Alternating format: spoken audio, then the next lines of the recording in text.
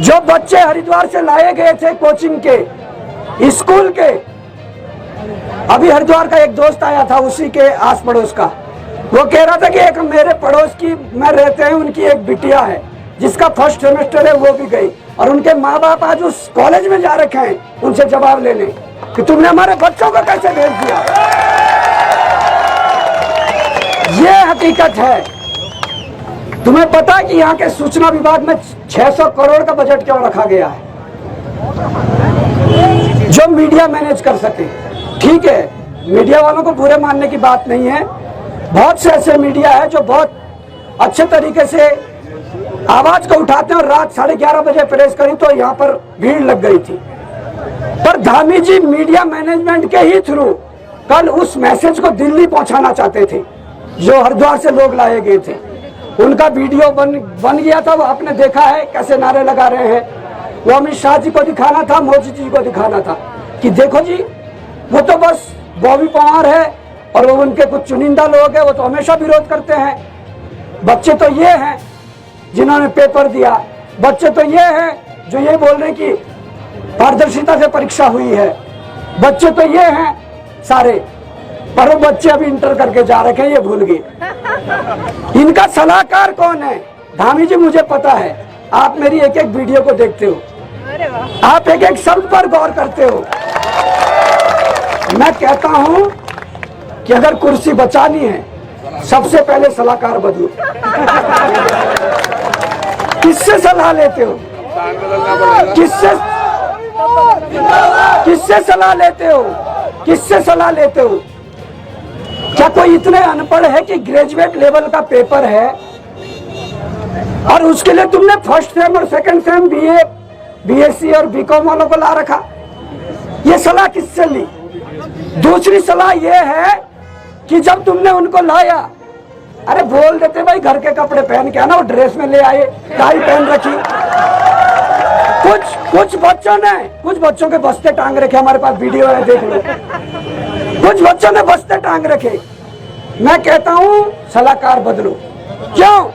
ये single example नहीं है।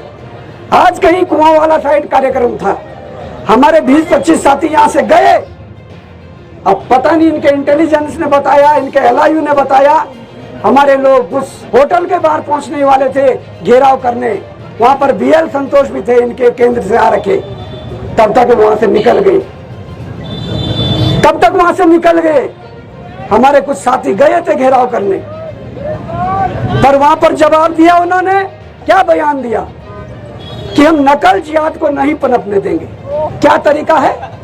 कौन सा जिहाद है?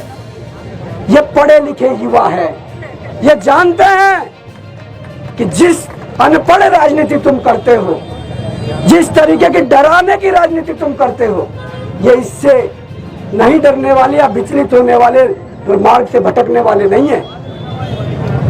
बेरोजगार का मतलब क्या है? क्या हिंदू लोग बेरोजगार नहीं है? क्या मुस्लिम लोग बेरोजगार नहीं है? क्या सिख ईसाई बेरोजगार नहीं है? बेरोजगार का सबसे बड़ा धर्म है, अगर उसे रोजगार मिल जाए तो वही है, वो कोई भी हो। तुम कहते कि नकल जिहाद नहीं पनपने देंगे, तो जो मनराल जी हैं, जो पिछले बार जो गिरफ्तार हुए थे, जिनके साथ आपके खनन के पट्टे साथ चलते हैं, वो कौन सा जिहाद था? कौन सा जिहाद था वो? पूछना चाहता हूं मैं। जिनके साथ तुम्हारी पार्टनर नहीं चलती है खनन के लिए, खनन जिहाद है ना? तो ये जिहाद क्यों पनप रहा है? देखिए साथियों, गंभीर मामला है। मैं इसलिए कहना चाहता हूं, मैं कल भी दिन भर यहाँ रहा, मैंने नहीं बोला। मैं चाहता हूं कि नए नए लड़के आए, अपनी बात को रखें, हमारी बहनें आए, अपनी बात को रखें, और राज्य आंदोलनकारी आए, अपने पीड़ा को बताएं कैसे राज्य बना। और मैं इसलिए बोल रहा हूं कि गंभीरता से लेने की जरूरत है।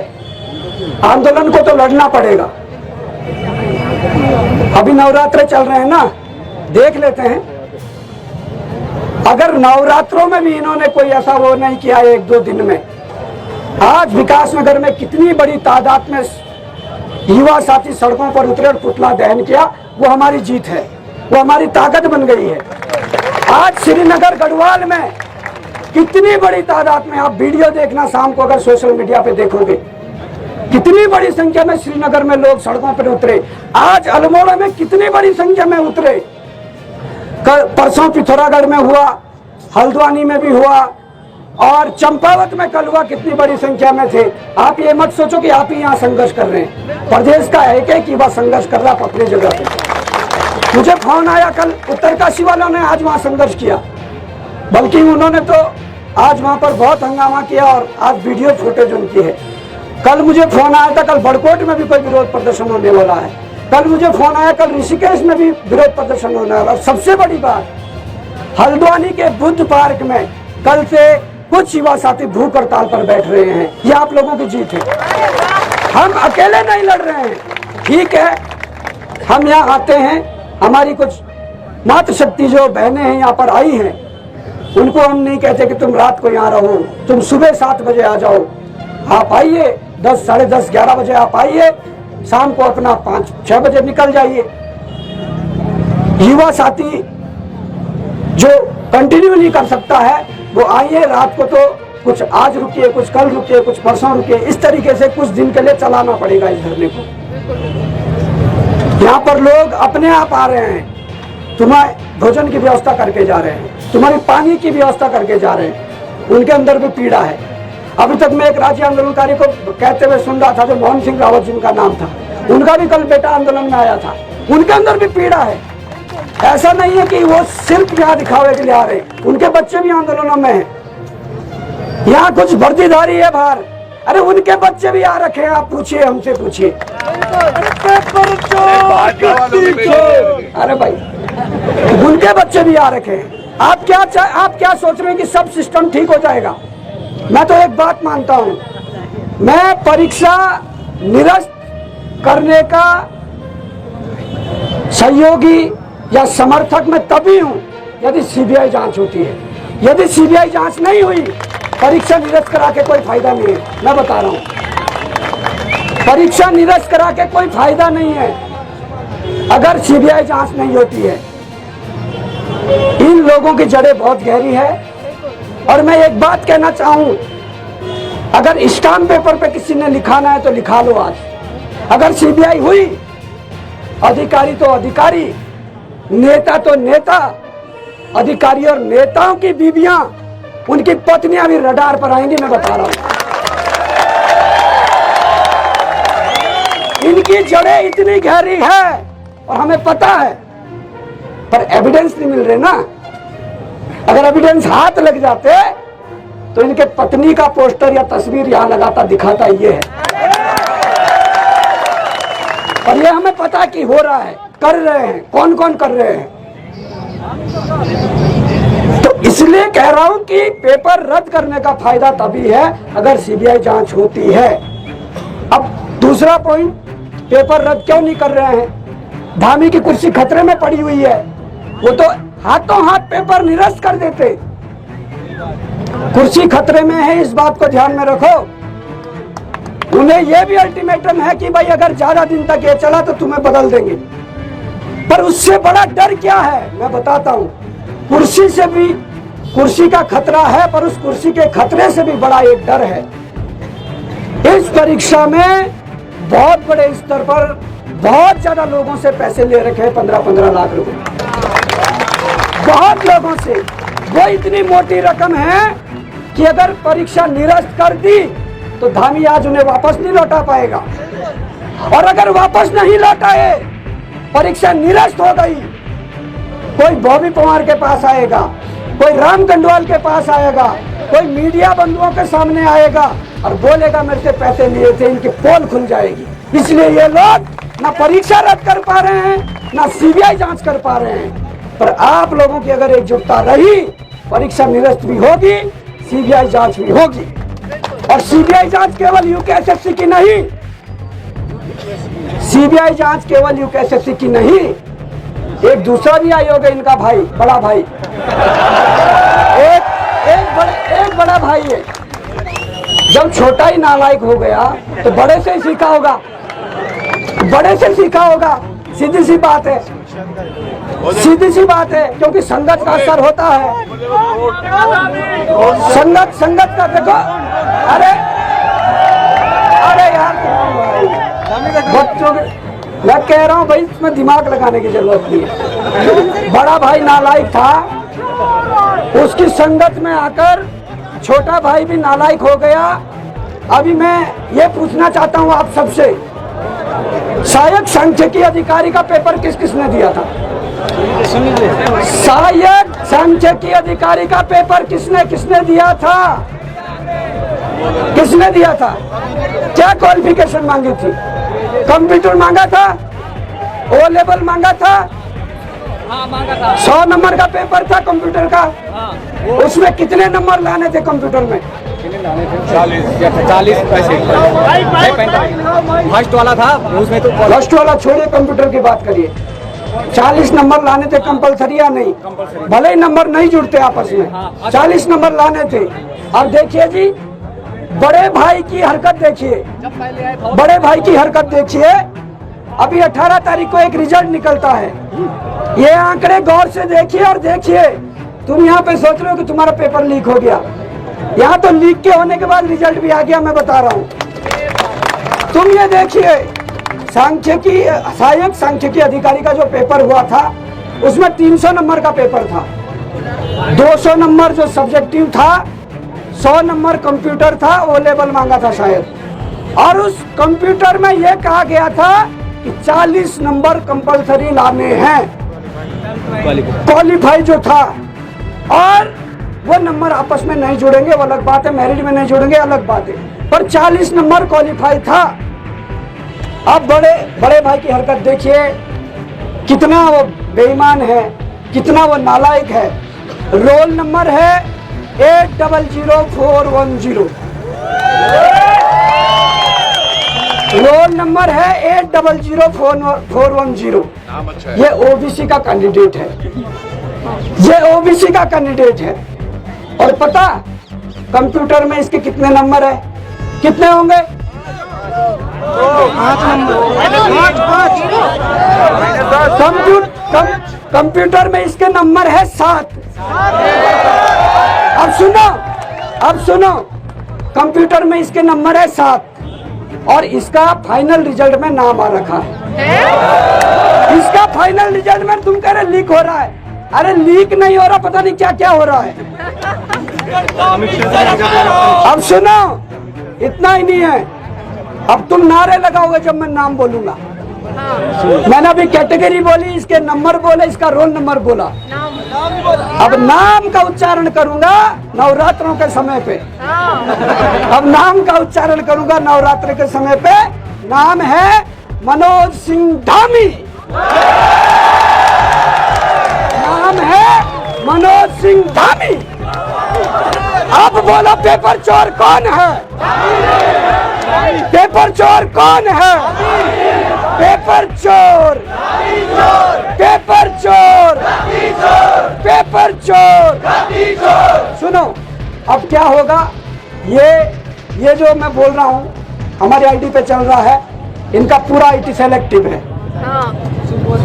एसएसपी अजय सिंह देख रहे हैं, ड्रोन भी आए हैं। धामी जी के जो लोग हैं जिन्हें जनता के टैक्स से सैलरी जाती है, वो लोग देख रहे हैं, काम उनका करते हैं। अब बोलेंगे बॉबी पवार के खिलाफ नकल रोधी कानून के तहत मुकदमा दर्ज करो, अफवाह फैला रहे हैं। अब ये बोलेंगे, मैं कहता हूँ आप कंप्यूटर का भी रिजल्ट निकालो, फाइनल रिजल्ट निकालो और रिटर्न का भी रिजल्ट निकालो। उसमें चेक करो 800410 Manoj Singh Dhami, OBC candidate, 7 number computer में है और फाइनल सिलेक्शन दे रखा है, जबकि 40 नंबर कंपलसरी थे। कौन लिख कर रहा है? अब सुनिए, एक रोल नंबर है 8041 एक रोल नंबर है 804117। ये भी ओबीसी का कैंडिडेट है, ये भी ओबीसी का कैंडिडेट है। आप पता है इसके नंबर कितने हैं? इसका नाम बोल देते हैं, पहले इसका भी नाम बोल देते हैं। वो तो था मनोज सिंह धामी, पर ये केवल है मनोज सिंह। ये भी मनोज सिंह है। वो मनोज सिंह धामी था और ये मनोज सिंह है। क्या 4 जगह जैसे खालिद ने पेपर भरा था, क्या इसने ऐसा ही तो नहीं भर रखा था? मुझे भी यही लग रहा है। पर ऐसा नहीं लगेगा जो सिलेक्शन दोनों का हो रखा। भाई किसको ज्वाइनिंग दोगे आप? एक ही को तो दोगे।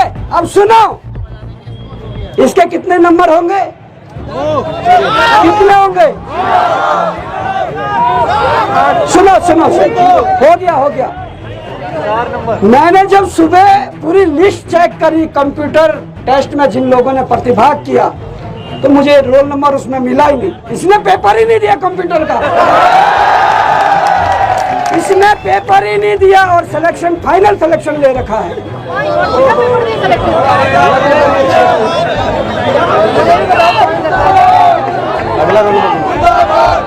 अब सुनो भाई लोगों, सुनो। अगला रोल नंबर है 800386।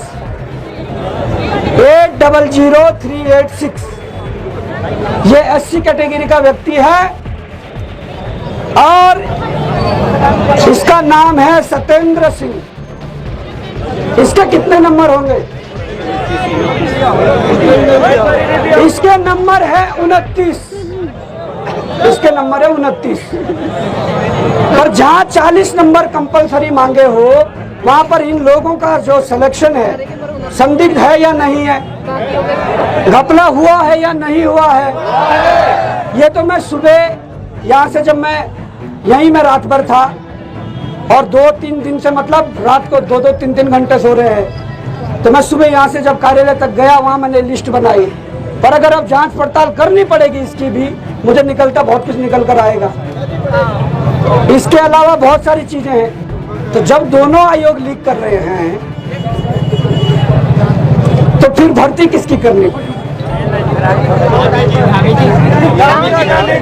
धामी की भर्ती तो हो गई 7 नंबर पे। भाई इतना लीकेज तो उन ठेकेदारों ने भी नहीं किया।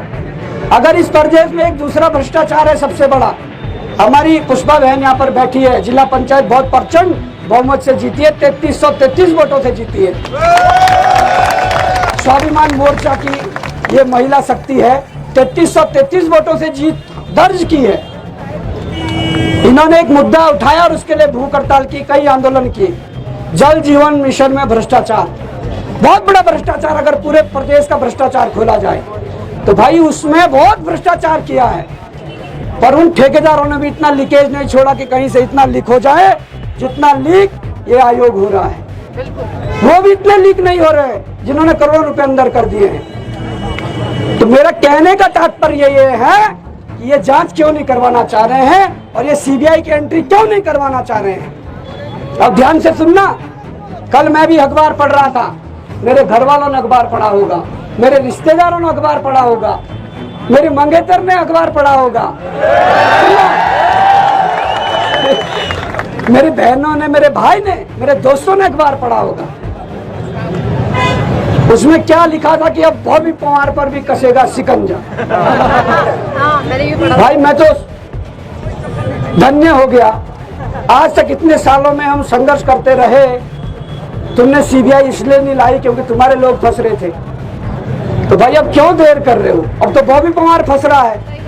आप नवरात्रि में सीबीआई ले आइए, आप दिल्ली से सीबीआई को देहरादून पहुंचाइए इस नवरात्रि की शुभ अवसर पर, और पहली जांच नवरात्रि के दिन से बॉबी पवार की शुरू करिए, और उसके बाद बॉबी पवार के बाद वो जांच फिर आगे बढ़नी चाहिए। हम नहीं कहते कि पहली जांच तुम नकल माफियाओं के कराओ, पहली जांच बॉबी पवार के कराओ। बिल्कुल, बॉबी पवार से शुरुआत करके आप जांच को आगे बढ़ाइए। और जैसा मैंने कहा, अधिकारी तो अधिकारी, नेता तो नेता, इनकी पत्नियां भी रडार में आएंगी और आएंगी। तो मेरा कहने का तात्पर्य यह है, पूरे उत्तराखंड में अलग अलग जनपदों, अलग अलग विकास खंडों में हमारा संपर्क सबसे हो रहा है। अपने अपने स्तर पर सब लोग विरोध प्रकट कर रहे हैं, और ये हमारे लिए सकारात्मक बात है कि हम यहाँ पर अगर तप रहे हैं तो लोग भी संघर्ष कर रहे हैं। ये केंद्र है, केंद्र मतलब सेंटर तो गैरसैंण है, पर ये केंद्र है आंदोलन का या राजनीति का या कोई भी देहरादून। यहाँ की चिंगारियों के कारण और जगह आग जल पाई है। यहाँ अगर आग बुझा दोगे सब जगह आग बुझ जाएगी। इस आंदोलन को चलाना है, आप लोगों के साथ तय किया जाएगा। हमने पहले दिन लोकतांत्रिक तरीके से आंदोलन को पूरा किया, दूसरे दिन लोकतांत्रिक तरीके से आंदोलन को पूरा किया, आज तीसरे दिन लोकतांत्रिक तरीके से आंदोलन को पूरा किया। कितने दिन और वेट करना होगा? आप बता दीजिए कितने दिन और लोकतांत्रिक तरीके से चलेंगे? बताओ। तरीका लोकतांत्रिक ही रहेगा, सुनो, तरीका लोकतांत्रिक ही रहेगा, परंतु अपनी एक्टिविटी और अपनी आक्रामकता बदलनी पड़ेगी और बदलेंगे। ये युवा है, इनके सब्र की तुम परीक्षा मत लो। ये वो युवा है, अगर इसको उल्टा पड़े तो वायु, और वायु जब चलती है तो ठीक है, चलते रहती है, पर जब वो रौद्र रूप लेती है तो आंधी बन जाती है, और जब आंधी तूफान आता है तो अच्छे उड़ जाते हैं, वो कोई भी हो। तो मैं कहना चाहूंगा उत्तराखंड सरकार इस बात को गंभीरता से ले। ये युवा कलम पकड़ने वाले युवा है, ये युवा किताब उठाने वाले युवा है। अगर इन लोगों के साथ तुम लोगों ने न्याय नहीं किया तो सबसे पहली पंक्ति में हम लोग मिलेंगे। तुम्हें लाठी चार्ज करना हो बॉबी कुमार पर करनी होगी, त्रिभुवन चौहान पर करनी होगी, मोहित डिमरी पर करनी होगी, या अन्य संघर्षशील राम कंडवाल पर करनी होगी, सुरेश सिंह पर करनी होगी। तुम्हें गोली मारनी है तब भी हमारे सीने से भेदकर बाहर निकालनी पड़ेगी। पर इन युवाओं के लिए हम लोगों ने बहुत सब्र कर लिया है। एक्टिविटी हमारी कल बदलती है या परसों बदलती है, पर बदलेगी जरूर अगर ये नहीं मानते। पर आप लोगों को तब तक बराबर सहयोग बनाए रखना है। अगर किसी के दिमाग में ये गलत फहमी है कि मैं घर पे रहता हूँ, लाइब्रेरी में रहता हूँ, कोचिंग जाता हूँ, पढ़ते रहता हूँ, तो अपना समय खराब मत करो, अपने माँ बापों का जो पैसा है उसको बर्बाद मत करो। उससे बढ़िया कोई काम धंधा ढूंढ लो और शुरू कर दो। मैंने बता दिया, क्योंकि भर्ती इसलिए निरस्त नहीं करना चाह रहे हैं कि अंधाधुंध पैसा उठा रखा है, और अगर वो पैसा वापस करने योग्य नहीं है अभी, और अगर वापस नहीं करेंगे तो लोग सामने आएंगे अभी कि हमसे भी लिया था, हमसे भी लिया था, हमसे भी लिया था, तो पूरी पोल पट्टी खुल जाएगी। किसने लिया था, कहां से लिया था, लाइन वहां तक पहुंच जाएगी। सीएम साहब के ओएसडी तक पहुंचती है, पीएस तक पहुंचती है, या किसी सचिव के ओएसडी और पीएस तक पहुंचती है। इस बात को समझिए, ये इसीलिए नहीं करना चाह रहे हैं। तो मैं यही कहना चाहता हूं, पुलिस कांस्टेबल के जो छात्र जिन्होंने परीक्षा दी है, कुछ मैं देख रहा हूं यहाँ बैठे हुए हैं, जब से उन्होंने कल शाम की घटना देखी कि कैसे नाबालिग बच्चों को उठा लाए थे फर्जी बेरोजगार दिखाकर, तब से वो भी आज बैठे हैं, आए हैं कि क्या पता उनके पुलिस भर्ती में भी बहुत बड़ा गड़बड़ किया होगा, और होगा होगा होगा।